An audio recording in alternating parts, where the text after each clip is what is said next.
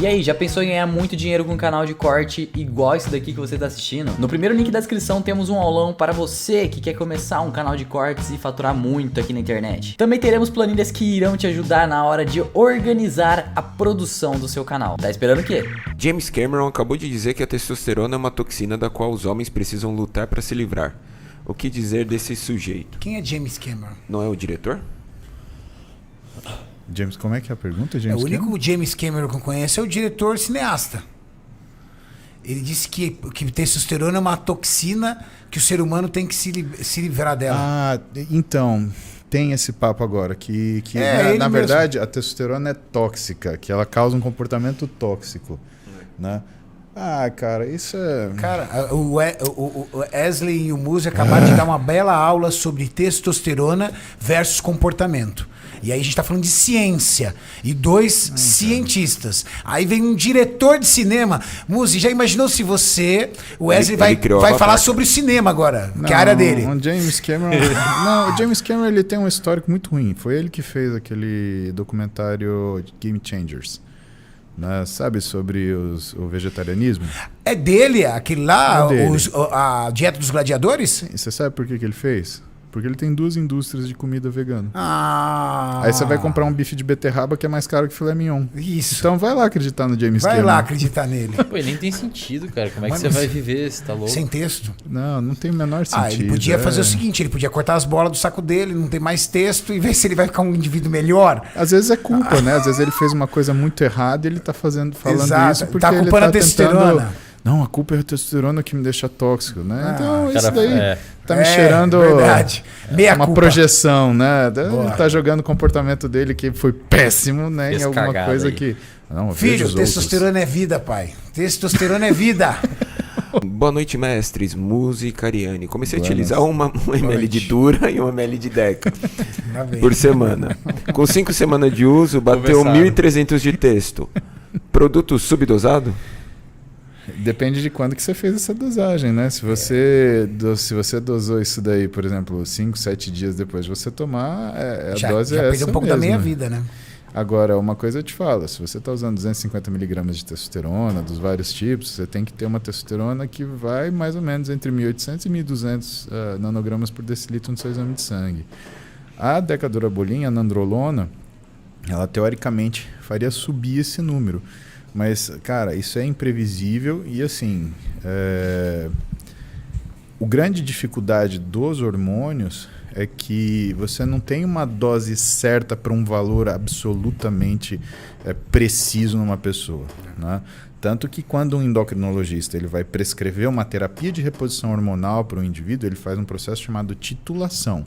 Ele vai aumentando a quantidade de testosterona devagar até que a faixa fisiológica seja atingida e aquela pessoa fique com uma testosterona, né, alguma coisa entre 600 e 800 nanogramas por decilitro. Por quê? Por uma série de razões, né? Primeiro que é o que é recomendado. Segundo, porque um cara chamado André Chernow estudou isso em 2007 e ele avaliou o seguinte, que a gente chama de normal, alguma coisa entre 288 e 940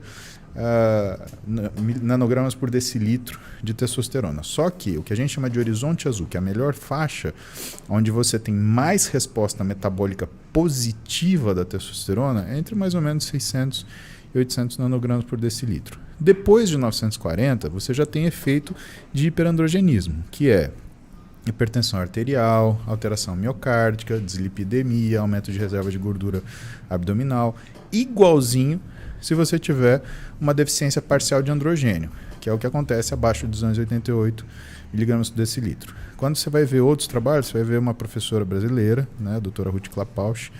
Ela tem um livro muito interessante, né, que eu recomendo se você for médico e ler isso, né, porque a medicina está inserida num contexto, né, então não dá para você simplesmente olhar uma coisa e falar, agora eu sei endocrinologia. Cara, você primeiro tem que saber medicina para entender o que é uma pessoa, depois você vai olhar a especialidade, né? A gente aprende assim as coisas, não é à toa, né? Mas você vai ver o livro da doutora Ruth Klapausch, o que vai ter lá escrito? Vai ter lá que quando você tem alterações da variação, mesmo dentro dos valores de referência, você tem suscetibilidades aumentadas. Então, quando você tem uma testosterona menor do que 433 nanogramas por decilitro, você tem aumento do risco metabólico. Então, a gente está falando, por exemplo, de gordura visceral, a gente está falando de aumento de gordura abdominal, a gente está falando de diabetes, a gente está falando de hipertensão. E quando a gente tem uma testosterona menor do que 350 nanogramas por decilitro, a gente tem aumento de risco de doença cardiovascular, portanto, infarto e AVC. Logo, quando você ordena todas essas coisas na sua cabeça, você entende que o ideal para a saúde é ficar ali mesmo entre os 600 e 800 nanogramas por decilitro, dependendo da que é a sua demanda, né? Agora, se você não for um fisiculturista profissional, se você não for um cara que vá estar em competição, algo que justifique o risco que você está usando, né, o que você está submetendo, porque entenda, né, tanto o exercício ele é uma busca crônica da mudança física, né, quanto o uso de esteroide acaba sendo um uso crônico, você acaba se expondo a um risco que você não precisa e que outra.